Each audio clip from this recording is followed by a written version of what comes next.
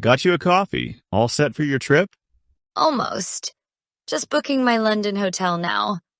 Found an amazing deal, $200 a night for a great place.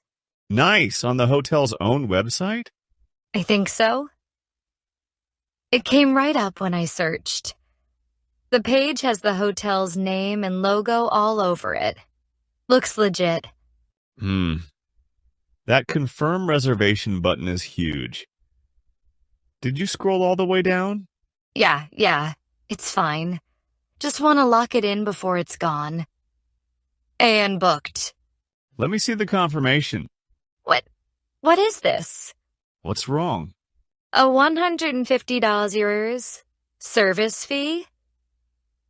On top of the room rate? It says guestreservations.com. I thought I was booking directly. I knew it. That was a third-party site. They designed their pages to look like the real hotel. Let me guess, the total was buried at the bottom. This is outrageous. I'm calling them. I've been on hold for 53 minutes. Hello, you've reached customer service. How can I help? Hi. I just booked a hotel and was charged a $150 service fee that was not clear during booking. I need a refund for that fee. I understand your concern. The service fee is for operating our independent travel network and providing 24/7 customer support. All fees are disclosed on the website.